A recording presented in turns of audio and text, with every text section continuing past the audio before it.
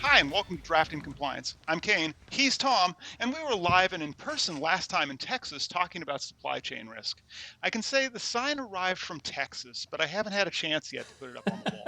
Today, we're talking with our special guest, Steve Gentry, a three-time CISO, based on a conversation we had earlier this year at Black Hat, where we talked about how organizations should plan for changes to control design or operation.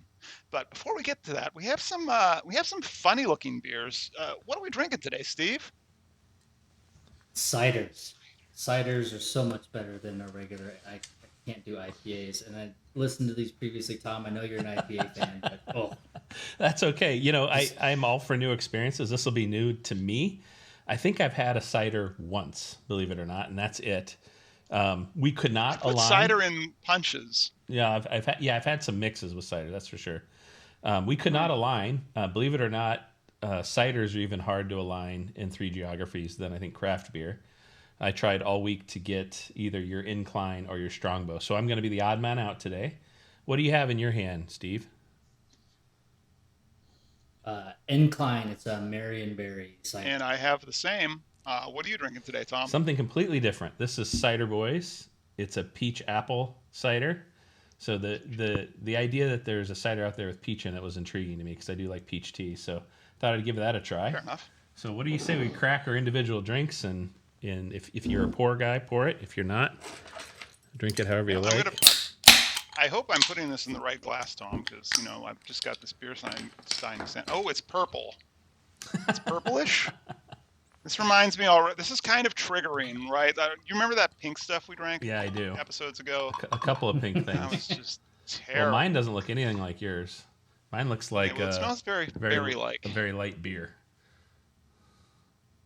I can see through mine. Well, mostly see through it. See my lighting setup. I'm curious to hear what yours smells like, Kayne. Berries. It smells like berry pie. It's not actually a terrible smell, honestly. Like one of my relatives makes a huckleberry pie every year around Thanksgiving. Yeah, it's really tasty. I would best describe what I have in my hand as smelling like peach wine.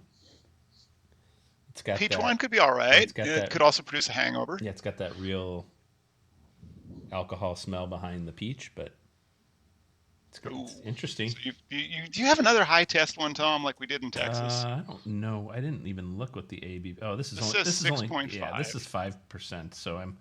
Oh, shoot, you're just going to be sessioning that all day. Steve, in Texas, I had a 7.5%, and let me tell you, some of my diction was lost completely. It's absolutely fire. I'm going in. I'm going in for a taste. Let's all have a test of this and see. I like that it fits in my glass, so it's not much of a head.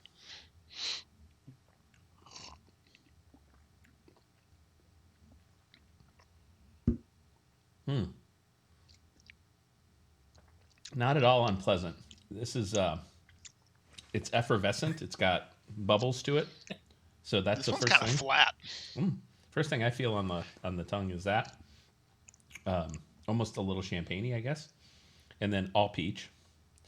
It actually reminds me a little bit of a Bartles and James wine cooler from before I could actually legally drink. Oh my God! I almost spit that out. That is too funny. So, yeah, that was the 80s when we were like, it was the night train, wine coolers, all the stuff when we were teenagers. Or like that we tried to get a little Boone's Farm here and there. Cool. Yep. Oh yeah, Boone's Farm. Yep, keeping it an Strawberry old Hill Irish wine. red, and keeping it real around here. What I'll say about this is, it does not taste like it smells. It's sort of sour and kind of tart, actually.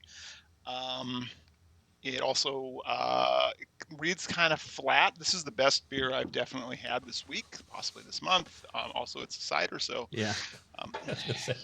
Pretty generous definition. Steve, how is this? Is this kind of meeting your expectations for what it would taste like? You've had this before, right? Yeah. You're not looking for something that you don't want it to be like a fruit juice.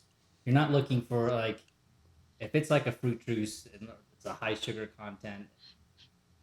Yeah, it's I don't know how to describe it. That other than that, it's like you are looking for something that's going to be a little bit flatter, sour, some of the ones you have to be careful of, like especially on the apple side, it just feels like it's apple juice, and then you see people drinking them like they're apple juice, and when they're 5.5, 6.5%, and they're pounding them like apple juice, then you can have some interesting conversations. Yeah.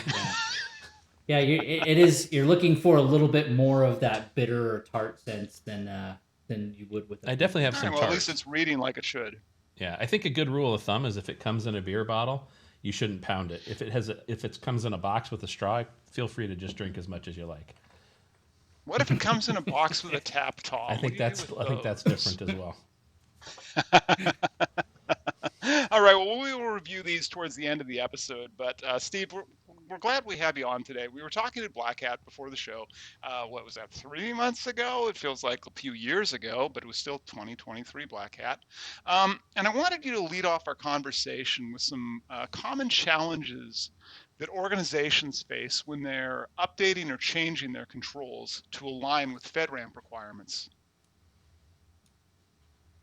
Yeah, so one of the things that makes me chuckle about FedRAMP is people always put FedRAMP in a category in and of itself, and I try and remind people FedRAMP is still just a compliance framework. Remember, you're just dealing with a compliance framework. One of the other common mistakes I see people make when they're starting off or when they're making changes is they try and be like politicians. They're trying to attach something to the back of the bill in order to get it slipped through and just convince people, oh no, this is yeah, that's fine, just nothing to see here. Don't look at the back page, but we're gonna do all of these things.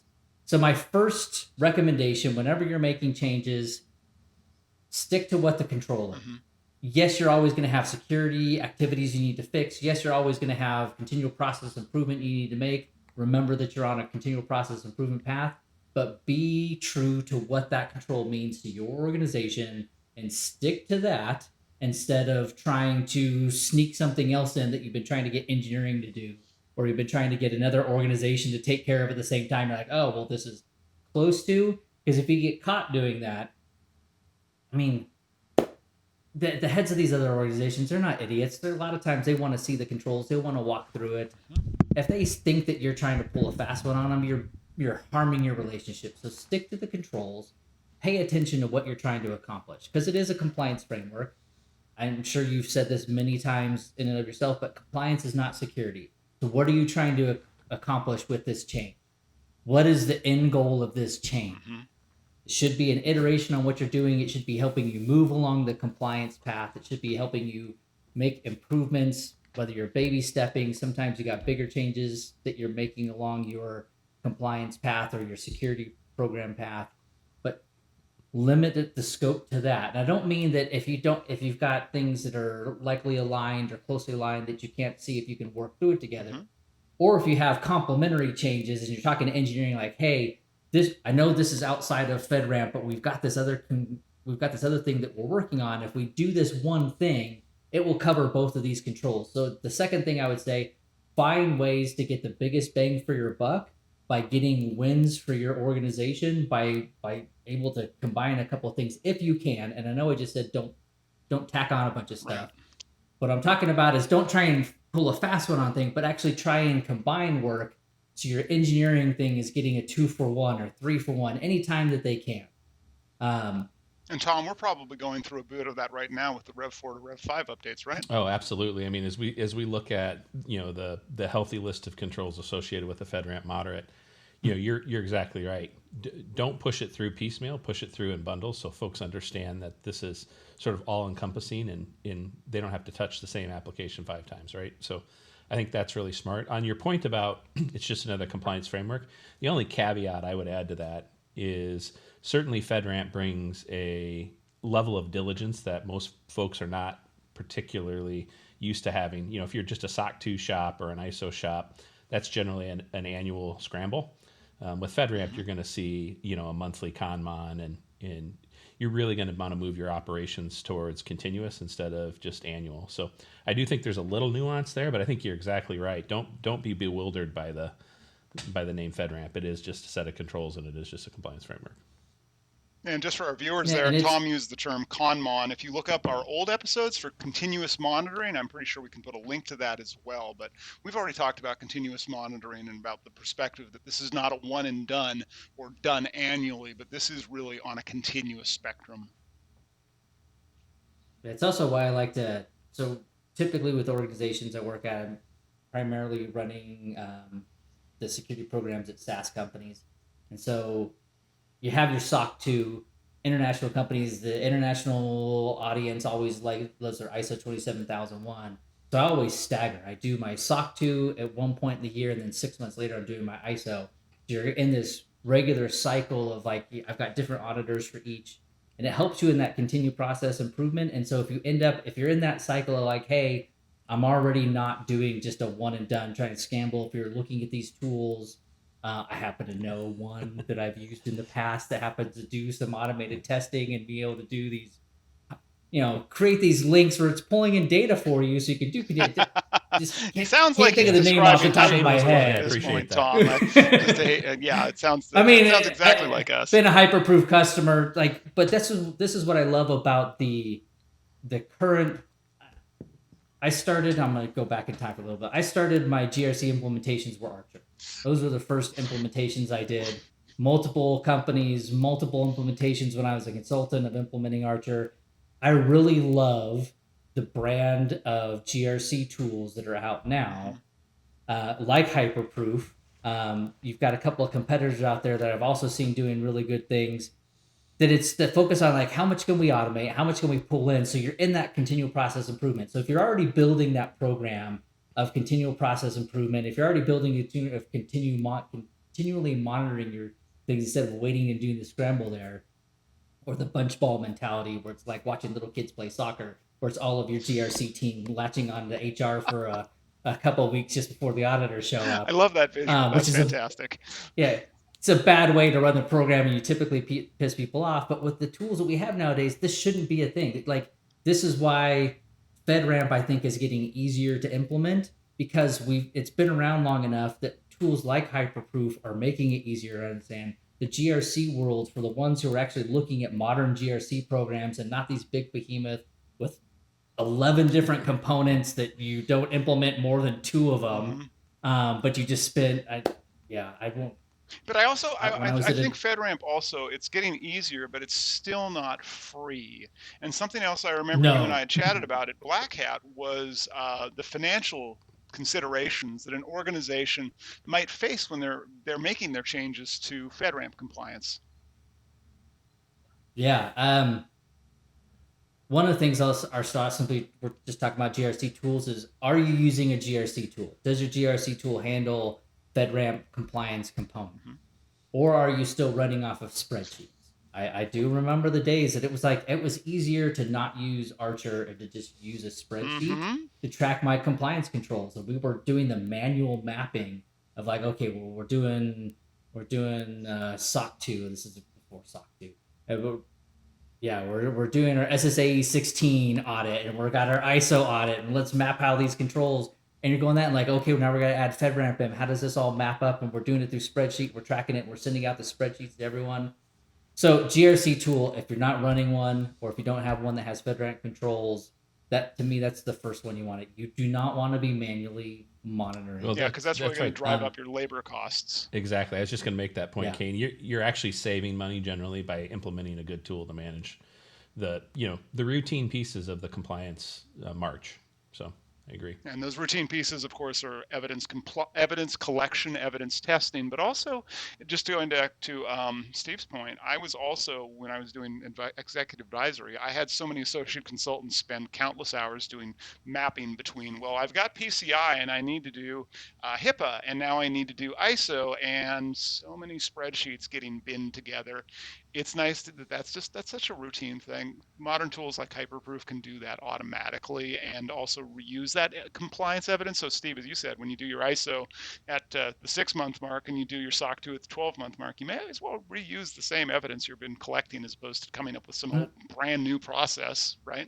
That just doesn't make sense from a business perspective. I mean, whether you're talking about IT, engineering, HR, whoever the organization you're talking to that you need to get evidence out of, if you can come to them, one, if you can automate the process, hallelujah, they will name their firstborn child after you to take that off their plate.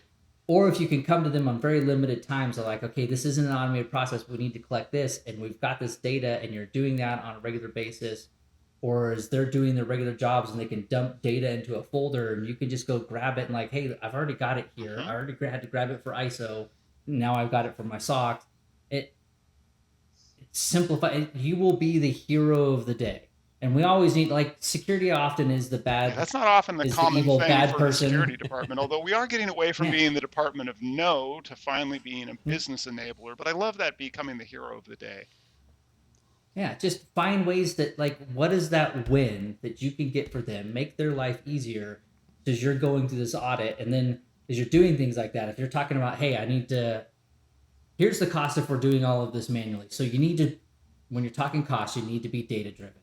What's the cost of running this process manually? Here's the cost of a GRC tool. Here's what we can do. Work with your vendor to help build some of that ROI out there of like, hey, here's where we can automate these processes, save time. The second piece is how mature is your security or compliance organization? If you have a very young organization, if you're running a very small team and you have like one compliance analyst, should you be going and getting an advisor to help guide you through this process and paying a third-party company to help consult and help guide you through that process? If you have a more mature organization, they've gone through that FedRAMP process before, they're like, hey, we don't really need to have the pre-audit consultant come in. We'll just get the 3PAO and we'll be ready to go. They'll do some work with us and make sure that we're prepared. But like, how many companies it was that cost going through this previously, that cost of, we have our pre-3PAO consultant, and then we have our 3PAO certification firm that we're going to be working with. We've got to have two of them, one of them prepping us just so we're a lot farther ahead by the time we talk to the 3PAO. But being two different companies, they're going to have different thoughts, and so you're going to be doing some tweaking things. So the consulting costs and the certification process is going to be one of a second portion of that you need to plan. And those are some easy ones because you can go get bids from consulting firms. You can help get that out. Some of the harder costs to understand, one is the time suck that is going to be on different departments of the organization as you're going through the controls. Like, if you can narrow it down to like, hey, I think it's going to be this many hours a week. Like, get a good project manager. If you're not good at project management, have a project manager assigned, walk through that process with them, see if you can build out hours it's going to take. So they can figure out how much time impact, because that is a cost, because it's taken away from other work, but this is the cost of the company by having resources being allocated to something else. And then lastly, that cost, well, not lastly, I'm sure there's plenty of other things, but one of the other big things that's top of mind for me, so number 4, is that engineering cost. If you need to modify your product, you need to modify your controls. So those organizations that are monitoring that technology that need to either be updated, like, hey, we're running Java 6 still. Hopefully not, but maybe Java 8, because there's still plenty of companies doing that. We're going to have to do a bunch of upgrades to our system to be able to modify and do things that we need to do to meet these controls. And being clear about what the control is that you're trying to accomplish. Again, don't try to pull the wool over their eyes. Don't try and backdoor stuff in on this one, but be clear, like, this is why we're trying to accomplish this. This is what we need to do in order to meet this control set. If this doesn't happen, the 3PAO won't be able to get us through. So what do we need to modify about our environment? I think that's, and even I think that's really smart. I mean, I think a lot of folks that are familiar with compliance frameworks walk in and they think this is another SOC 2 exercise. So they start to frame their cost structure around SOC 2. I've seen that at the leadership level. You need somebody to come in and really educate what it means to go through FedRAMP and make sure they understand that, you know, where you're used to paying $25,000 a year on SOC 2, you're really talking about a number that is many times multiplied just to get the consulting that you need for FedRAMP. Additionally, you need to understand that because of the continuous monitoring piece of this, you have to implement your controls in a different way than you used to implementing. And that means a burden on your operations teams, your engineering teams, to your point. And probably 70% of those controls sit in those folks' hands. They don't sit in the security team's hands. It sits in their hands to implement. It sits in our hands to monitor. So I'm also thinking of our recent episode, Tom, where we talked about supply chain risk. And when I'm thinking about costs and I'm thinking about control changes, Steve, how would organizations work with their third-party vendors to ensure that any changes in their controls aren't going to uh, um, compromise their FedRAMP compliance? Yeah, so this is I talked about this recently. I'm going to do a shameless plug for a video that I put out a couple weeks ago about third-party risk management because I think we've lost our way on it. We've been trying to offload all of the risk and responsibility through our vendors and not taking the responsibility in-house. So when we're looking at that, we should be able to map out what that risk is from those vendors. If we've already done that due diligence process, one, it's having the conversation, making your vendors, and if you do anything in Europe and you've got privacy related, you should know what all your sub processes are off the top of your head. These are your key components that are helping run the product that you need to go have the conversation with. Hey, we're heading down the FedRAMP path. Be clear, you're not telling your vendors that they need to go get FedRAMP certified. As someone on the other end of that, I had multiple people going, "Oh, well, we're selling to the federal government. You need to be FedRAMP. Like, we're your revenue tool. We're not being used by the government. We don't." And so I had to like actually get the GSA FedRAMP office involved and on the conversation with this vendor who kept telling me like, "Hey, we're going to cancel our contract if you don't get FedRAMP certified." Mm-hmm. So be clear about what your ask is for them, but give them the heads up that this is the path we're going down, and if there's any changes to be made, you're mapping that out. So include that early on in your project process to have those conversations that you're doing your own risk assessment on that vendor yourself. So if you do have concerns, you do have issues that you are going to have to go back and have the conversation with them on, that you're going back. One of the things I would put out there that is a risk that is often overlooked is that not hidden access, but often talked about access that your SaaS vendor has to your data. So if you're running a product and you have SaaS vendors that you're using, most of them for the purposes of like bug fixes or customer support, whether it's something that they have to request access from you or that they are automatically have it and you just have to tell them like, hey, look into those things on those tools. Most SaaS vendors have some way of getting to your data behind the scene. Mm-hmm. Beware of that fact. Think about what that impact is. Is it controlled by you? Do they have to get access? When I was at Workfront, we had our support people, when they were working on a ticket and they needed to get into the customer instance, they had to put in a request through the tool's admin console. An admin of the instance had to click accept, and they defined how long they were given access for. It was a time bomb token, and then they were granted access. They could do what they need to do, and then it was done. You have other vendors that it's not like that. They just have access. So be aware of what access your third-party vendors have into that data, because you may have now created a nice, lovely backdoor if you're running a SaaS product and you've got government data in there, but yet you have this third party who can access that data without your knowledge. Those are some of the big things as you're thinking about your sub-processors, your third-party vendors. It's be aware, do your own due diligence. Don't make it their problem. Do your own due diligence to figure out what the risks they provide to your organization, and then go find out some of that access piece, because to me, that is one of those most skipped discussions that ever happen in SaaS software. Great. Definitely. How do you have access to my data? Great point. Tom, there's a lot of nuance there. Wow. Yeah, you said a lot in a little bit there, Steve. So I just want to pack a couple things. It's interesting to think about your vendors in the context of your security boundary, and I think that's really what you're getting at when you said there's some vendors that don't need to walk with you along your FedRAMP journey, but there's certainly vendors that will need to do that. It's really dependent upon the boundary that you've set. And the way I think about it in FedRAMP is if you are a sub-processor within the boundary, you better be FedRAMP moderate if you're going for moderate yourself. We certainly have instances in our boundary where we had to replace vendors because of that. But for instance, if to your point, your revenue platform is not integrated into your platform and not in boundary, there's no reason to go after that. I've had that same discussion several times where folks in our own RevOps organization were worried that those products needed to move to FedRAMP moderate. And I can clearly denote with a nice drawing where that line sits and why those products are not within scope. So I think that was really smart, and I just wanted to kind of outline, I think, where the nuance sat. Yeah, definitely Yeah. there. And if you're enjoying this conversation on YouTube, ring the bell to get notifications about my quest to find literally any beer that's drinkable, or subscribe to this in your podcast app of choice to make this part of your monthly routine. So, Steve, I had a couple last questions before we wrap for the day, and I wanted to ask how organizations can assess the potential impacts associated with changing a control, and really what factors they should consider during their decision-making process. And this is where I'm going to go back to, and Tom, I'm 100% agree with you. I'm going to restate my statement of FedRAMP is a compliance framework.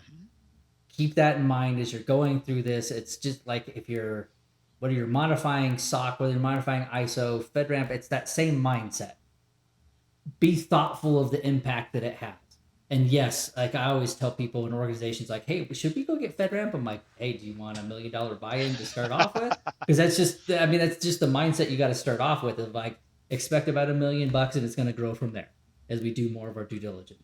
So as you're looking at that control framework, as you're looking about modifying controls, this is one of those things. It's I would say it's probably one of the least mature processes of any GRC program. Is we look at things about how we're getting compliant, and we'll go through and we'll do those steps, but we don't often pay attention through the time, which is why I started doing the offset of my compliance audits coming in and out. Is we make changes throughout the year. Your company is going to continue growing. If you're in hyper growth mode, some of those companies out there, there's a vendor out there that grew so fast that they actually made it in the Guinness Book of World Records. I'm sure you know the vendor that I'm talking about in the security space here. Can you imagine how much of their business changed in that year to be able to support that growth? As you're one of these hyper growth companies that clearly grow, we were into the pandemic, and this has changed recently as economy we had the economic downturn, it hit the recession. Like we were at 67% growth year over year. It was just, we were adding resources, we were adding customers, we were adding people. We went from, I was at employee 265, and then we hit employee 800 like a year and a half later.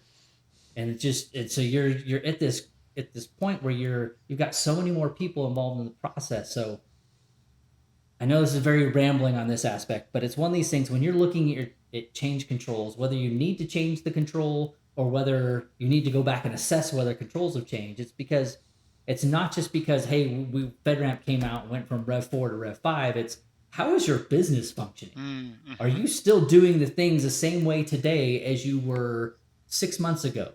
Or if you're really good fast growth, like 3 months ago, a month ago, like how many people are now in this process? You say, oh, well, we only have 4 admins who have access to this.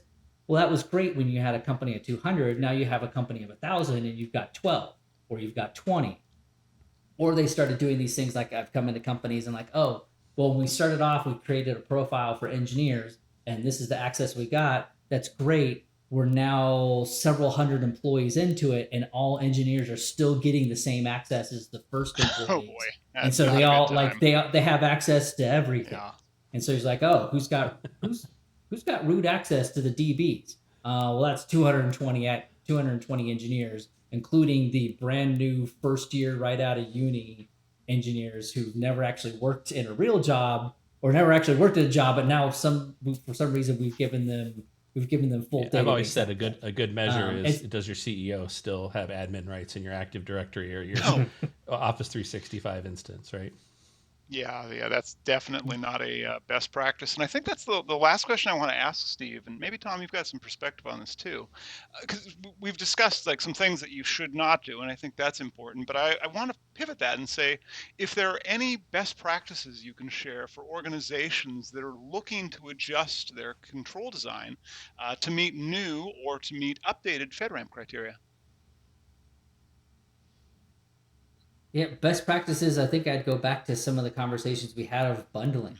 Looking at the way, especially with the way Rev 5 moved, where it started bundling some of these controls. What are you bundling internally that you can go make change? You can make processes simpler. the KISS model, keep it simple, stupid. Like how much of our compliance framework, and this is why I highly recommend tools Mhm.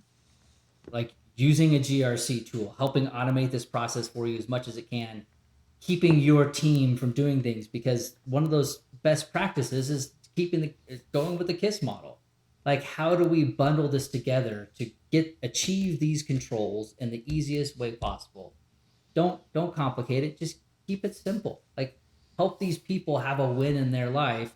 Stop being the be the hero of the day by having things where you're taking stuff off of people's plates. So how can you bundle some of these controls to simplify it for the control owners and give them back time? Because as you're doing things like that and they see that you actually give a crap about their job and you're not just coming in like, oh, you need to do this because security said so, because of FedRAMP. Mhm. The other piece of that is going along with that same statement is I try and keep the compliance aspect out of it. I tie it back to a business objective that we're trying to accomplish, a business, how we're trying to grow the Love business. that. So I don't say we're doing this because of FedRAMP. I don't say we're doing this because of ISO or SOC 2. It is we're doing this because we need to continually improve our business as we're growing. We've got bigger customers, they have higher expectations of us. So as we improve our business, and we're moving along this path, here's some things we need to adjust and improve upon. Here's some of the things that our customers are asking for and expecting I think out of us. And turning it into a revenue discussion and a business growth discussion, not a I complaint. think that's really smart, Steve. The point I'd make is, when you think about the KISS model, sometimes what is thought of as simple is not. Manual processes are very rarely simple, and they're often kind of wrought with mistakes or potential for mistakes. So one of the things I always say is if you're designing a new control, design automation into the control as much as possible. If you can take out the human element, not only do you speed up the process, make it more efficient, you cut the cost in it as well over the long haul. So anything I can do to remove the potential for human mistake and the need for human intervention, I'm going to do that when I design my control stack. Of course, there's always going to be pieces you can't automate, but to the extent that you can automate it. Yeah, and I love that this is also a conversation about business and cybersecurity being a business enabler, not about compliance for compliance sake or FedRAMP because FedRAMP, but actually this is tied back to a material objective that the company has agreed to work towards. Because as we've said, I think throughout this series, there's some cost here, and I really do appreciate the perspective, especially now that Rev 4 is out and Rev 5 is in. This is a very timely conversation for us to have on how to update our controls. But with that, I think we're supposed to be doing cider reviews next at the Yours end of looks this. pitifully And dranken, Kane. It doesn't even look like you've sipped it. did you say dranken, Dranken. Tom? I think that's an official word. Done drunken. I think dranken is Something. a new official word from you. 5 point what % you It's said? only 5. Yeah, I should have a lunch every time before I drink, but I just want to compare. I mean, I've touched mine This is considerably. kind of about normal, but usually I also take a sip. So why don't you start in on your review, and I'll try another sip and see how this has changed over time. So I'll say this. So I'm drinking something different. I'm drinking Peach Country by Cider Boys.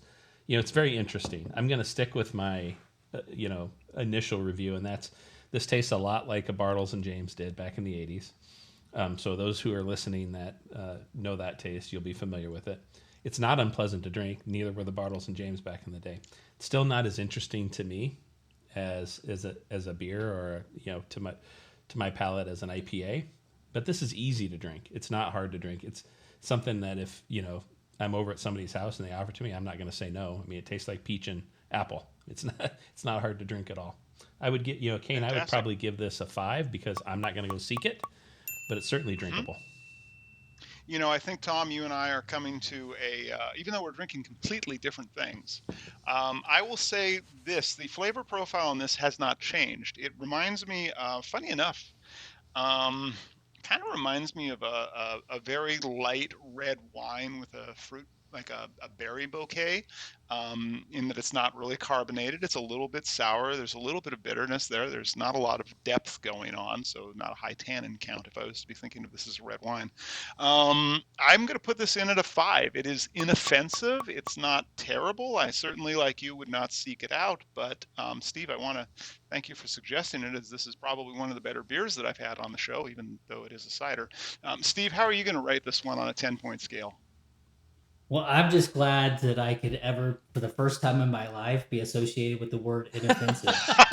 So this is, I mean, usually if it's in a different connotation, if inoffensive is used in me, and it's that I'm not, but yeah. So to me, it a little bit fruitier than I would go for. But still, I'm higher on the ciders, so I would put this closer, or doing it on a Yep. scale of On 10. a scale of 10. To me, to me, it's more of a A 7. 7. Okay. Fantastic. 2 5s and a 7. And that's all for today. If you think you know a beer I'd like, or if you have a FedRAMP question, drop it in the comments below. And remember to like our LinkedIn and YouTube pages to hear live interviews with information security professionals. With that, Steve, thanks so much for joining Tom and I today, and really enjoyed having you on the show. Thank you. Pleasure meeting you, Tom. Kayne, it's great to see you again. Steve. Thank you.